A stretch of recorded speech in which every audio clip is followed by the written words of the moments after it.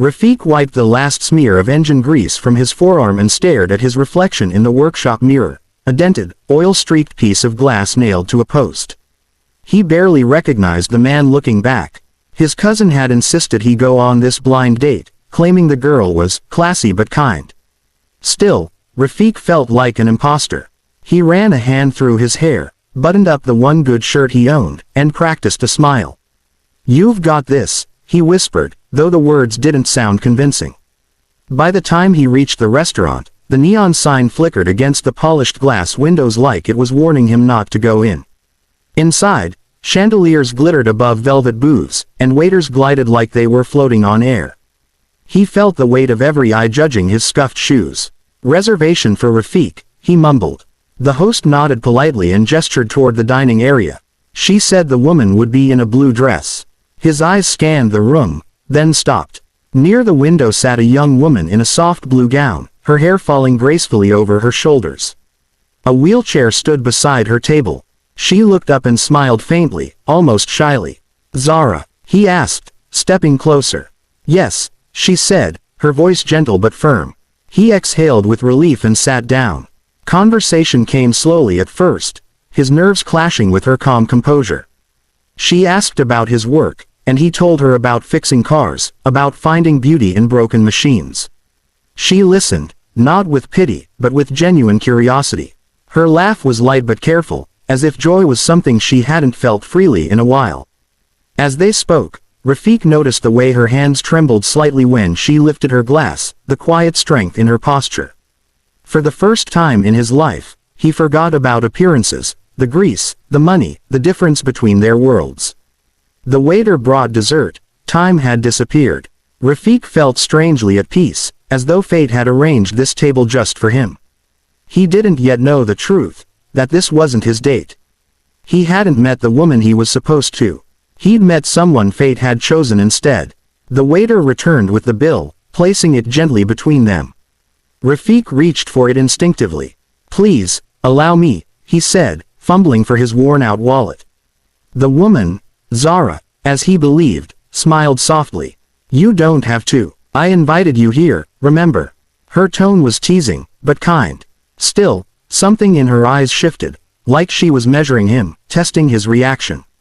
He shook his head stubbornly. "I may not have much, but a man should pay for the dinner he enjoyed." Their hands brushed as they both reached for the bill. She laughed, really laughed this time, and Rafik felt something stir in his chest, a warmth he hadn't felt in years. Just then, a waiter rushed over, his face pale with confusion. "Sir, excuse me, are you Mr.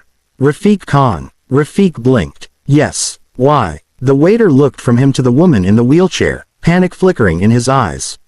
"Sir, there's been a mistake. Your date is waiting at table 7. Silence. Zara's expression froze for a moment, and then, slowly, her lips curved into an amused smile. "So you weren't here to meet me?" Rafik's throat tightened. No, I thought, oh God, I'm so sorry. I must have." He stood up so fast the chair scraped the floor. "I didn't mean, I thought you were." But she was laughing now, not mocking, just, genuinely entertained. "Sit down, Rafik," she said gently. "It's fine. I haven't enjoyed an evening like this in years." He hesitated, then sat again, red-faced. "I'm embarrassed beyond words." "Don't be," she replied softly. "I've had 100 polite conversations in this restaurant. Tonight was the first time I actually felt something real." Rafik looked at her, startled. "You mean that?" "Yes." She smiled again, a little sadly. "Maybe the wrong table isn't always the wrong one." Before he could respond, a tall man in a black suit approached, the restaurant manager, bowing slightly. "Miss Zara, your father's car is ready." Her father. Rafik watched in stunned silence as her driver wheeled her toward the door. She turned once, her eyes meeting his. "Good night, Rafik," she said softly. "Maybe we'll meet again," without the confusion. And then she was gone, leaving him sitting among the chandeliers, wondering how a mistake could feel so much like destiny. 2 weeks had passed since that night, yet Rafik still couldn't shake her from his thoughts. Every sound of clinking glass or faint laughter outside his garage reminded him of that strange, magical evening. He had laughed at himself more than once. A poor mechanic sitting at the wrong table, talking to a woman who probably lived in a mansion. But every time he recalled her gentle eyes and that line, "Maybe the wrong table isn't always the wrong one," a warmth spread through his chest. That morning, he was elbow deep in an engine when he heard the crunch of tires on gravel. A sleek black car, too expensive for this part of town, rolled to a stop in front of his workshop. He straightened up, wiping his hands on a rag, expecting some wealthy client with a quick repair job. The driver stepped out first, opened the back door, and then he saw her. Zara. Her blue dress was replaced by a cream-colored coat, her hair tied back neatly. The wheelchair gleamed in the morning light. Rafik froze, speechless, his heart thudding like a hammer. "Hello again," she said with a faint smile. "Still fixing engines, I see." He managed a laugh. "Still sitting at the wrong tables, I guess." Her laugh was soft, and for a moment, they simply looked at each other, two people from different worlds, sharing the same awkward joy. Then the driver opened the other side door, and an older man stepped out. His presence commanded attention. Polished shoes, tailored suit, and eyes that missed nothing. "Mr. Rafik Khan?" he asked. "Yes, sir." The man extended his hand. "I'm Arif Malik, Zara's father." Rafik blinked, stunned. The CEO of Malik Motors, the very company whose cars Rafik dreamed of working on one day. "My daughter tells me you're an honest man," Arif said. "And that you see beauty in fixing broken things. I respect that. We could use someone like you at our company." Rafik couldn't speak. His eyes darted to Zara, who smiled knowingly. "I told you," she said gently. The wrong table wasn't so wrong after all. And as she watched him struggle to find words, both knew, this wasn't just coincidence. It was fate, disguised as a mistake. The following Monday felt unreal to Rafik. He stood in front of the gleaming glass doors of Malik Motors, his reflection staring back at him. The same man, yet somehow changed. His old workshop smelled of grease and smoke. Here, everything shone like polished chrome. Still, when he walked through those doors, he carried his humility with him like a badge.